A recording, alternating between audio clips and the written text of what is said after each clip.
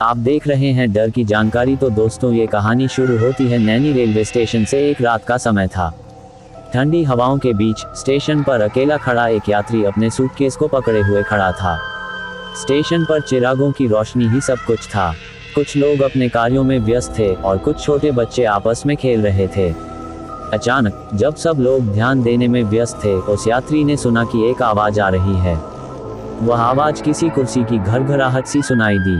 धीरे धीरे वह आवाज और करीब आ रही थी, लेकिन वह यात्री सबसे पहले देख नहीं पा रहा था कि आवाज कहां से आ रही थी। यात्री ने धीरे धीरे आवाज की ओर बढ़ते हुए एक पुराने और डरावने लगने वाले कुर्सी के पास ध्यान दिया। वह कुर्सी के पीछे झूलती हुई बच्चों की ओर देख रहा था। ये बच्चे बिना किसी कुल्हाड़ी की मदद के उस कुर्सी पर झूल रहे थे। उनकी आवाज से मिल रही थी, लेकिन वे कहां से आ रहे थे ये समझ नहीं आ रहा था। यात्री ने ध्यान से देखा और फिर उसने कुर्सी के नीचे कुछ दिख पड़ा। वह जब कुर्सी के नीचे झुककर देखने लगा तो उसका दिल धड़कने लगा। कुर्सी के नीचे से बच्चों की आवाज आ रही थी, लेकिन वहां कोई नहीं था। डर की लहरें उसकी सीने में छू गई। क्या वह नैनी रेलवे स्टेशन पर किसी भूतिया घटना का शिकार हो रहा था? यात्री ने कुर्सी के नीचे की ओर जाकर और अधिक गहराई से देखने का प्रयास किया, और तब उसने कुछ अद्वितीय दृश्य देखा। कुर्सी के नीचे से एक बड़ा खुला हुआ खाना नजर आया, और खाना के चारों ओर बच्चे अपनी हाथों से खाना खा रहे थे।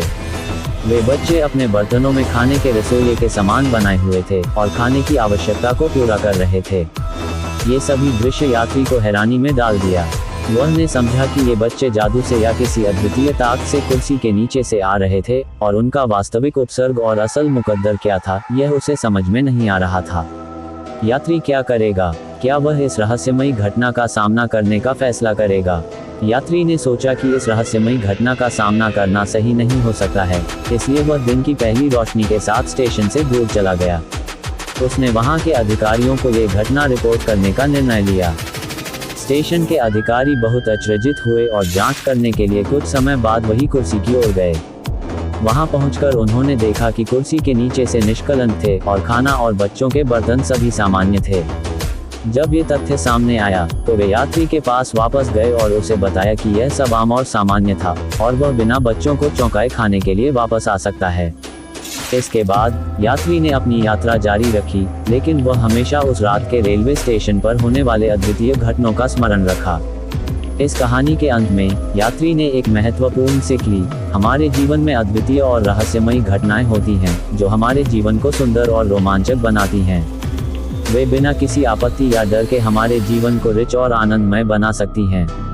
इस कहानी से हमें ये सीखने को मिलता है कि हमें समय समय पर जीवन की अद्वितीयता को स्वीकार करना चाहिए और उसे खुशी के साथ आगे बढ़ने का मौका देना चाहिए। कहानियों के रूप में हम अक्सर ऐसे संदेश प्राप्त करते हैं जो हमारे जीवन को महत्वपूर्ण और अर्थपूर्ण बना सकते हैं, और इस कहानी ने हमें एक ऐसा संदेश दिया कि हर दिन को अद्वितीयता और चुनौतियों के साथ आनंदमय बना सकते हैं। वीडियो देखने के लिए आपका बहुत बहुत धन्यवाद। अगर वीडियो अच्छा लगा हो तो वीडियो को लाइक करें और ऐसे ही वीडियो देखने के लिए हमारे चैनल को सब्सक्राइब जरूर करें। धन्यवाद।